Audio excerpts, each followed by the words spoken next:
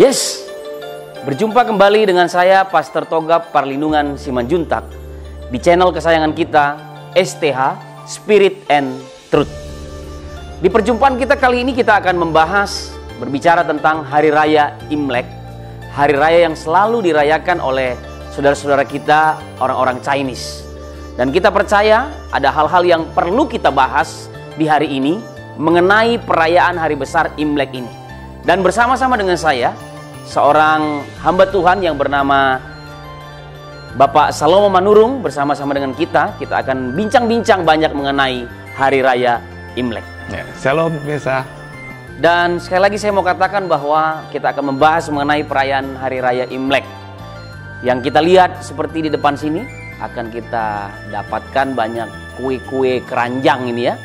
Dan saya mau bertanya kepada Bapak Salomo hari ini, bagaimana pandangan Bapak mengenai Hari Raya Imlek yang senantiasa dirayakan oleh orang-orang Kristiani di kalangan gereja?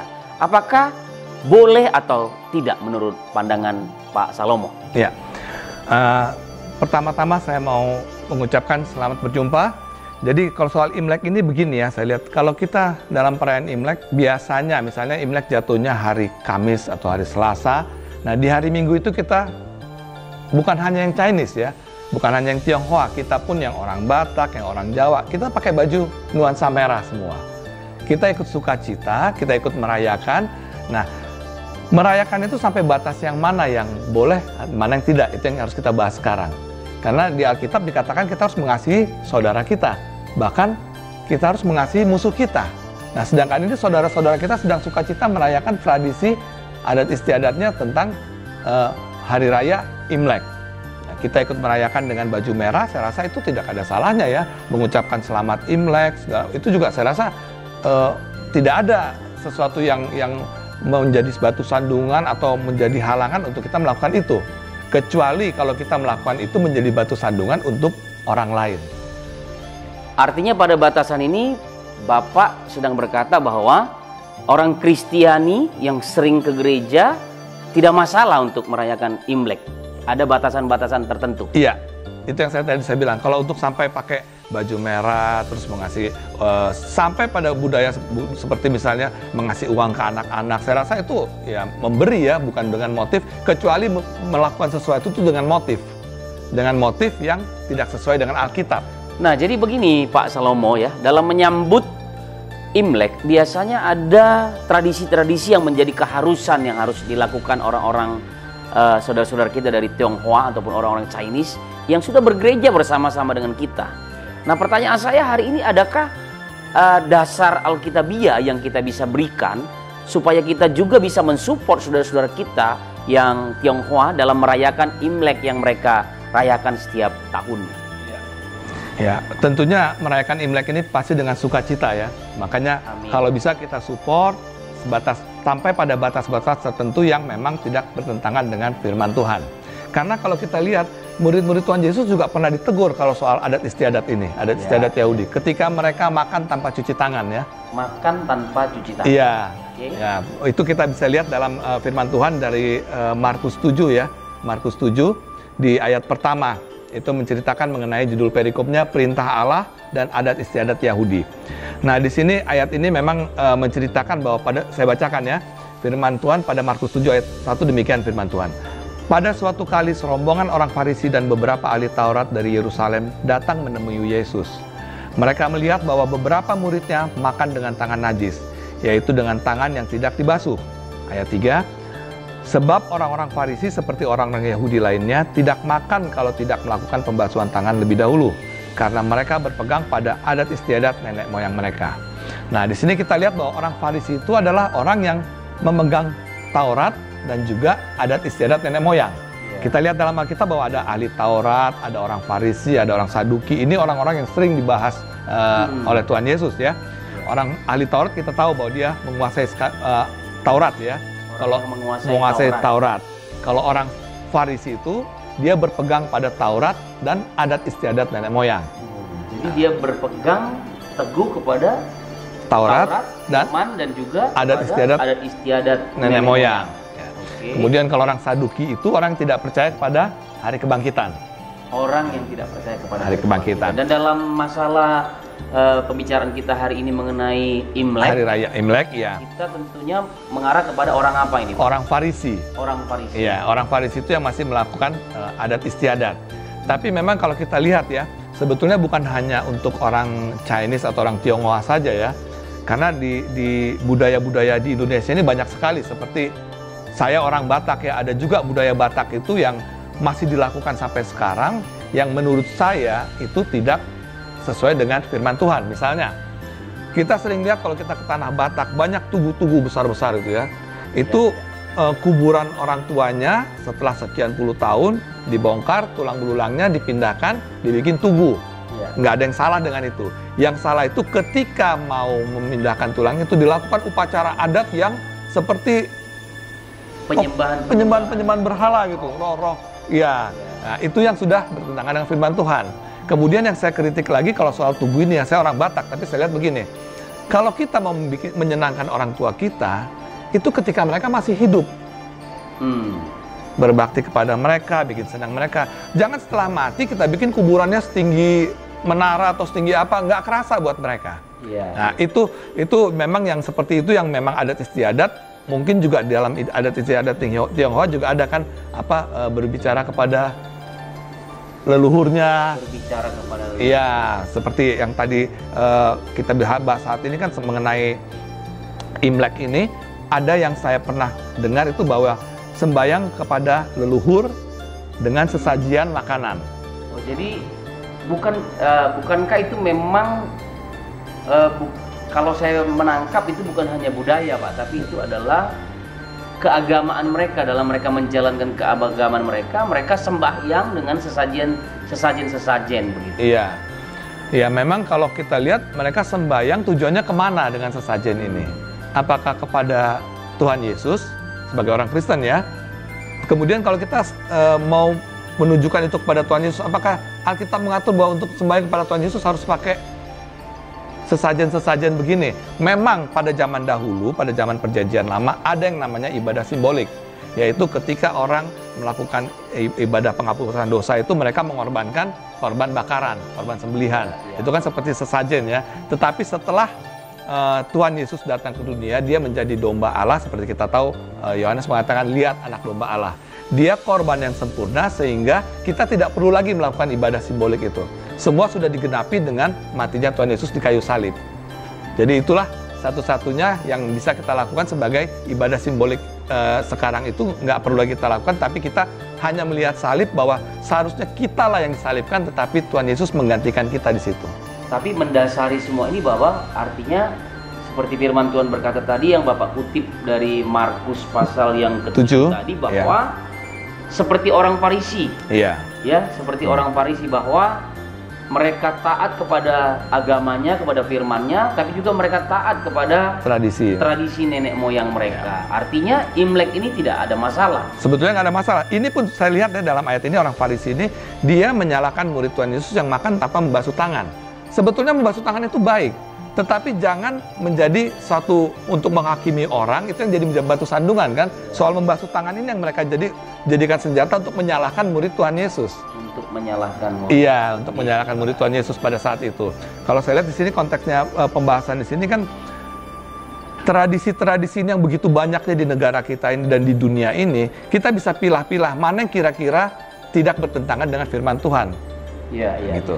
Bahkan ada juga tradisi dari orang-orang Chinese, orang-orang Tionghoa bahwa nggak boleh makan bubur mendekati hari-hari Imlek karena bubur itu melambangkan kemiskinan begitu Pak. Karena bubur itu melambangkan kemiskinan. Sebab kita juga tahu bahwa hari raya Imlek itu didasari juga kepada budaya daripada nenek moyang orang-orang Tionghoa, yaitu hari kesuburan. Jadi kalau makan bubur sama dengan menjadi miskin. Jadi miskin. Gimana pandangan Bapak mengenai hal ini? Nah, dengan begitu kan kita sudah jadi takut sama benda, takut sama barang kan. Padahal satu-satunya yang kita harus takut, dalam arti takut menghormati, yaitu hanya Tuhan. Hanya boleh takut kepada Tuhan. Nah, kalau ini kita udah mulai takut kepada barang, takut kepada seperti dibilang, seperti waktu kecil lah. Ingat nggak kalau kita berantem sama orang, kita bilang, gue sumpahin lo gitu. kita jadi takut. Nah, itu kan sesuatu yang mestinya nggak seperti itu kalau kita mau membahas seperti ini bubur itu ya. Kalau kita makan bubur, sebenarnya motif makan bubur ayam enak makan nggak apa-apa. Tapi kalau kita pikir bubur ini melambangkan kemiskinan, berarti kalau saya makan saya orang miskin. Ya itu sudah nggak relevan lagi dengan kekristenan gitu. Tapi pada kenyataannya kita masih menyaksikan orang-orang yang Kristen, orang-orang yang suka bergereja, mereka orang-orang Chinese, saudara-saudara kita, masih ada dalam posisi seperti ini. Bahkan mereka berkata, kalau mereka tidak mengikuti apa yang dikatakan orang tua, tidak mengikuti budaya leluhur mereka, dengan makan bubur itu, dianggap bahwa yang dengan tidak boleh makan bubur lalu mereka makan bubur, dianggap anak durhaka. Iya, gitu ya. Iya, itulah makanya itu kalau kita harus kembali kepada Alkitab. Durhaka di Alkitab itu seperti apa? Apa karena nggak makan bubur, atau karena makan bubur padahal dia sudah nggak miskin? Nah, jadi ini makanya kita dalam kekristenan ini kita perlu mempelajari Alkitab supaya kita tahu rambu-rambunya, mana yang kira-kira kita lakukan itu mendukakan hati Tuhan atau menyenangkan Tuhan. Motifnya cuma itu satu. Apakah ini kita sudah mendukakan Tuhan dengan kita melakukan ini? Apakah kita sudah menduakan Tuhan, takut dengan yang lain? Karena kita dalam kekristenan ini kan hanya boleh menyembah satu Tuhan, yaitu Yesus Kristus. Hanya Tuhan Yesus yang bisa kita sembah, dan Tuhan Yesuslah satu-satunya yang kita harus patuhi dan harus kita takut atau kita segani gitu.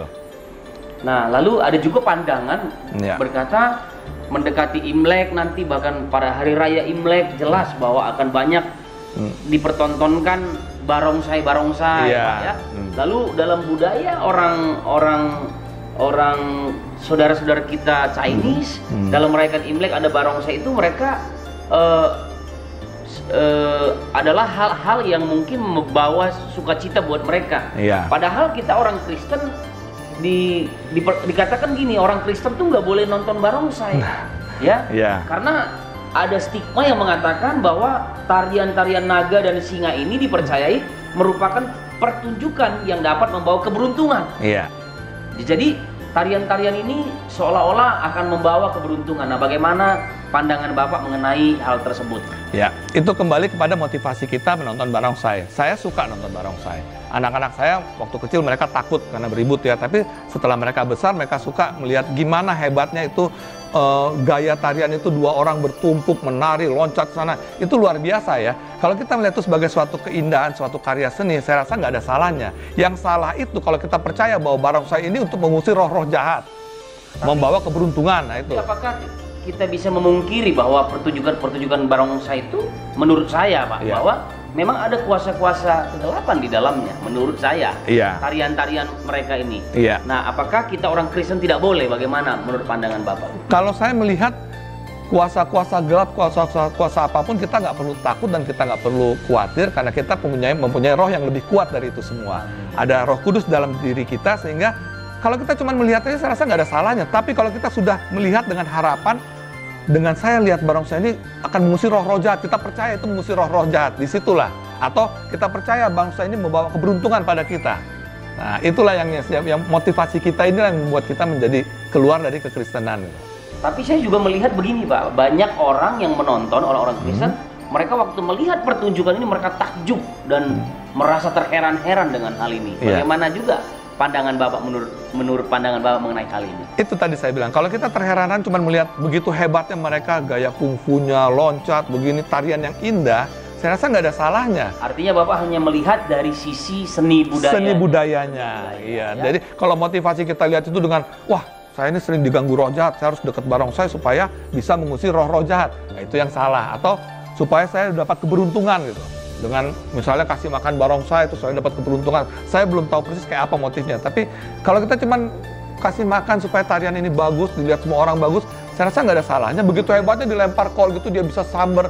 Itu kan pertunjukan yang indah gitu. Pertanyaan saya, kalau itu dimakan barongsai itu siapa yang makan Pak? Kalau saya lihat enggak ya, diambil ke dalam ya. Diambil ke dalam. Hanya sebuah pertunjukan. Jadi itu yang saya lihat. Memang saya juga waktu saya pernah di daerah Banten, di daerah Merak itu lagi di Anyer di Sol Elit, ada pertunjukan debus, saya nonton, tapi saya nggak bilang itu wah kuasanya hebat apa enggak. Saya cuma tahu, oke, begitu orang-orang yang dalam kuasa gelap tuh begitu pertunjukannya. Justru waktu kita menonton kita disadarkan bahwa kegelapan roh-roh jahat itu juga punya kuasa. Betul, gitu, ya? karena saya pikir gini, bagaimana kalau anak saya tanya, saya nggak pernah lihat, saya nggak tahu gitu. Ya, saya tahu, tapi pada saat anak saya tanya, itu apa tuh Pak? Itu memang mereka pakai kuasa gelap. Itu memang nggak berkenan kepada Tuhan. Gitu. Jadi kita juga dalam hal ini waktu kita menyaksikan tersebut, kita hanya melihat seni budaya. Seni budaya. Tapi kita tidak bisa memungkiri bahwa ada kuasa kegelapan di dalam pertunjukan Iya, tapi kita nggak boleh takut dengan kuasa kegelapan itu, karena kita punya roh yang lebih kuat. Kita yakin bahwa roh yang ada dalam kita lebih besar daripada kuasa apapun atau roh apapun di muka bumi. Ya.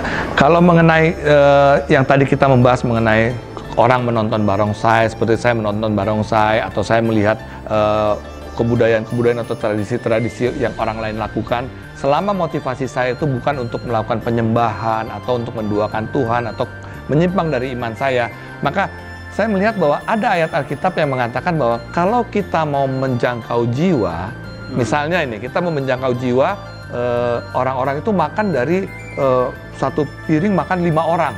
Kita mungkin agak jijik untuk makan bersama-sama gitu, tapi untuk menjangkau jiwa kita lakukan. Itu di budaya di Batak dulu. Di budaya Batak, ya, di budaya Batak, betul, di budaya Batak.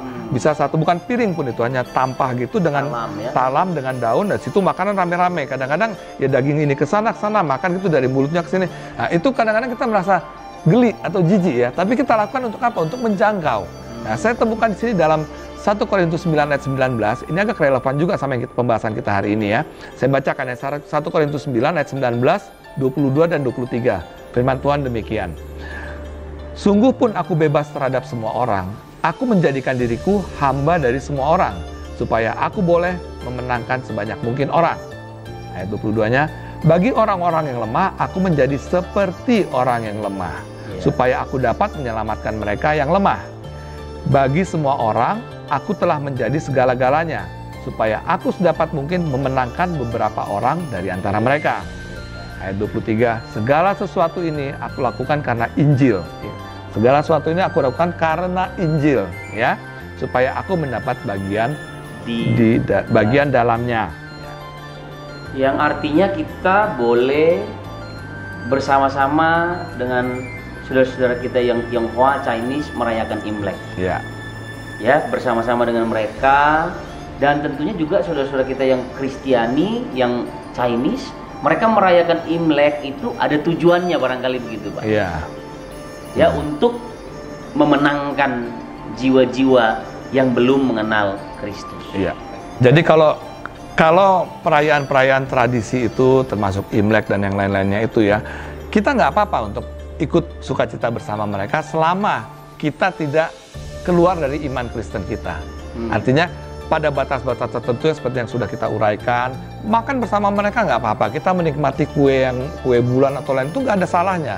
Bahkan kita nonton barongsai atau ya menikmati semua pertunjukan itu nggak ada salahnya selama kita tidak meninggalkan iman kita, meninggalkan atau menyimpang dari iman kita. Nah, supaya kita tahu apakah kita meninggalkan iman kita atau menyimpang dari iman kita, ya mau tidak mau kita harus belajar Alkitab. Ya. Harus kita pelajari di Alkitab apa yang diatur oleh Alkitab mengenai iman Kristen. Mana yang boleh, mana yang tidak boleh, sehingga ketika kita masuk bukan hanya dalam perayaan ibadah, perayaan adat istiadat atau yang lainnya, bahkan dalam kita bergaul kemanapun dalam hidup kita, kalau kita sudah mengerti firman Tuhan, kita tahu mana yang boleh kita lakukan, mana yang tidak boleh kita lakukan.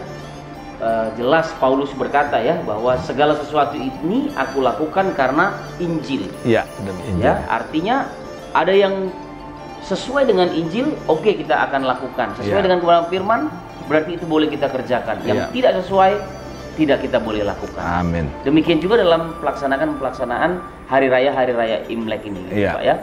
Dan ini berlaku buat kita yang bukan Chinese maupun saudara-saudara kita yang Chinese juga, begitu ya. Jadi artinya sah, artinya kita setuju bahwa Alkitab sendiri tidak melarang perayaan-perayaan hari besar, termasuk dalam mendekati hari raya Imlek ini. Hari raya Imlek tidak ada masalah dengan merayakan Imlek, hanya saja kita harus sesuai dengan firman. Iya, amin. Nah, pada akhirnya saudara-saudara yang kekasih dalam Kristus Yesus, jelas kita mengerti hari ini seperti yang sudah dibacakan tadi oleh Bapak Salomo di dalam 1 Korintus pasal 9 ayat 19, dan 23 dikatakan demikian. Sungguh pun aku bebas terhadap semua orang, aku menjadikan diriku hamba dari semua orang, supaya aku boleh memenangkan sebanyak mungkin orang. Dan ayat 23 berkata, segala sesuatu ini aku lakukan karena Injil, ya, supaya aku mendapat bagian di dalamnya. Oleh sebab itu, sebagai orang Kristen, kita harus berhati-hati. Pertama, kita perlu tahu dan yakin bahwa kita sudah diselamatkan.